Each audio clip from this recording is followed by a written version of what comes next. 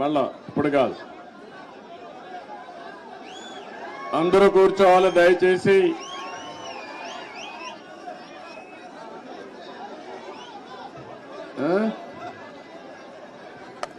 రమ్మని చెప్పండి. రామనాథం గారు, బక్కన్ గారు, ఈ వేదిక మీద ఆహ్వానితులు కాని వారు దిగవలసిందిగా విజ్ఞప్తి చేస్తున్నాను.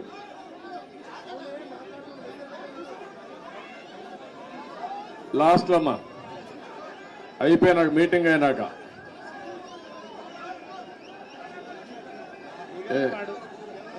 రాగలుగుతారా లేదా? నర్సిరెడ్డి రాలేకపోతే నేను మాట్లాడతాను. ఓకే,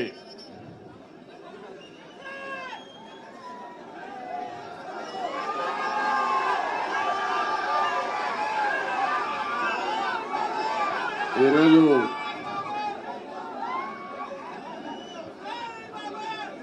మొట్టమొదటిసారిగా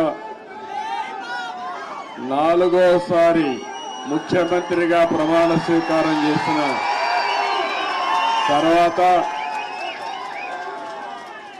హైదరాబాద్కు వచ్చాను. ఎన్టీఆర్ ట్రస్ట్ బిల్డింగ్కి వచ్చాను. నా ఆత్మీయులందరినీ ఒకసారి కలిసి అభినందనలు తెలియజేయాలి, కృతజ్ఞత తెలియజేయాలి అనే ఉద్దేశం దగ్గరకు వచ్చినప్పుడు మీరు చూపించే అభిమానం చూస్తా ఉంటే నాకెంతో ఆనందం, నాకొక ఉత్సాహాన్ని కూడా మిమ్మల్ని చూస్తా ఉంటే ఇంకా ఎక్కువ చేయాలనే ఉత్సాహం వస్తా ఉంది. వేదిక పైన వేదిక ముందర ఉన్నటువంటి నాకు ప్రాణ సమానమైన తెలుగుదేశం పార్టీ కుటుంబ సభ్యులందరికీ పేరు పేరున మనస్ఫూర్తిగా నమస్కారాలు, అభినందనలు. ఈరోజు ఇక్కడ మొన్న ఎలక్షన్ లో కూడా మనం పోటీ చేయలేదు, కానీ కార్యకర్తలు చూస్తే ఎక్కడి నుంచి వచ్చారో నాకు తెలియదు, కానీ ఇంత పెద్ద ఎత్తున రాగలిగారంటే అది తెలుగుదేశం పార్టీ బలం.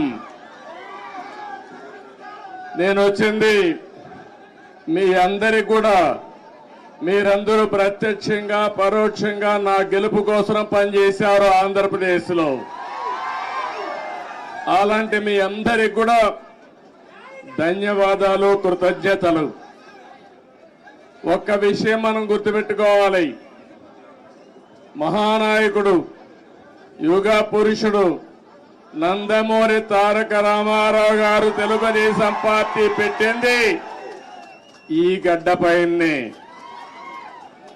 ఆ రోజు ఆయన ఆలోచించింది ఏదో రాజకీయాల కోసం రాలేదు, లేకుంటే రాజకీయాల్ని అధికారం కోసం వచ్చి ఉపయోగించుకోవని రాలేదు.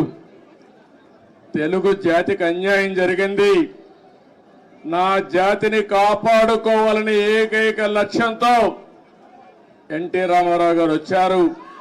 పార్టీ పెట్టిన విధానం కూడా మీరు చూశారు. ఎమ్మెల్యే క్వార్టర్లో ఆ రోజు ఏ విధంగా అయితే 10 మందిని కలవడానికి వచ్చాడు, వస్తే పెద్ద ఎత్తున ప్రజలు వస్తే అప్పటికప్పుడే తెలుగుదేశం పార్టీని నామకరణం చేసి అనౌన్స్ చేశారు. ఈ రోజు కూడా నేను చూస్తున్నా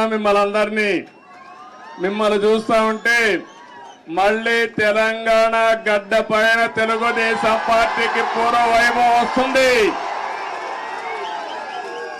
అది స్పష్టంగా కనపడుస్తా ఉంది మీ ఉత్సాహం చూస్తా ఉంటే. ఒక్క విషయం మనందరం కూడా గుర్తుపెట్టుకోవాలి, ఈరోజు 2 రాష్ట్రాలు విభజన జరిగినప్పుడు కూడా నేను ఒకటే ఆలోచించాను, నాకు ఇటు తెలంగాణ అటు ఆంధ్రప్రదేశ్ 2 కళ్ళు లాంటివి. అందుకే ఆ రోజు ఒకే మాట చెప్పాను, నేను ఏ పక్క కూడా సైడ్స్ తీసుకోకుండా 2 ప్రాంతాల ప్రయోజనాల లక్ష్యంగా పనిచేసిన ఏకైక పార్టీ తెలుగుదేశం పార్టీ. తెలుగు జాతి ఐకమత్యంగా ఉండాలని ఆ రోజు ఆలోచించా, ఈ రోజు ఆలోచిస్తున్నా. నా చివరి రక్తపు బొట్టున్నంత వరకు అది ఆలోచిస్తాను. ఇంకో పక్కన మీరు ఒక విషయం గుర్తుపెట్టుకోవాలి. తెలుగు జాతికి ఒక గౌరవం తెచ్చిన వ్యక్తి ఎన్టీ రామారావు గారు. అంత మునుపు తెలుగు వాళ్ళందరినీ మదరాసి అని పిలుస్తా ఉంటే, కాదు తెలుగు జాతి ఒకటి ఉందని ప్రపంచానికి చాటి చెప్పిన ఏకైక నాయకుడు నందమూరి తారక రామారావు గారు. తెలుగు వారికి ఆత్మ గౌరవాన్ని తెచ్చిన నాయకుడు ఎన్టీ రామారావు. అనేక సమస్యలు తీసుకొచ్చాడు, ఒకటి రెండు కాదు. ఒకప్పుడు తెలంగాణలో అయితే కరణం మున్సబులు పటేల్ పట్వారి విధానం భయంకరంగా ఉంటే రద్దు చేసిన తర్వాత ఈ ప్రాంత ప్రజానీకం మాకు స్వాతంత్రం వచ్చిందని పండగ చేసుకున్న సందర్భం అది. ఈరోజు తెలుగు రాష్ట్రాల్లో బ్రహ్మాండంగా వెనుకబడిన వర్గాల ముందుకు వచ్చారంటే అది ఎన్టీ రామారావు గారు చూపించిన చొరవ, ఆయన తీసుకున్న చర్యలేనని చెప్పి నేను మీకు తెలియజేస్తున్నా. అనేక పరిపాలనా సంస్కరణలు తీసుకొచ్చారు. మొట్టమొదటిసారిగా దేశంలోనే సంక్షేమానికి నాంది పలికిన ఏకైక నాయకుడు నందమూరి తారక రామారావు గారు అని చెప్పి కూడా నేను మీకు తెలియజేస్తున్నా. ఆ తర్వాత ఈరోజు మనం పార్టీలో చూస్తా ఉంటే ఎక్కడ చూసినా 20 ఏళ్ళయింది అధికారం పోయి 2004, ఈరోజు 2024. అధికారం పోయిందే గాని మీలో పట్టుదల తగ్గలేదని చెప్పి నేను మీకు తెలియజేస్తున్నా. రోజు రోజుకు అభిమానం పెరుగుతా ఉంది. కొంతమంది నాయకులు పోయారు కానీ కార్యకర్తలు మాత్రం పోలేదు.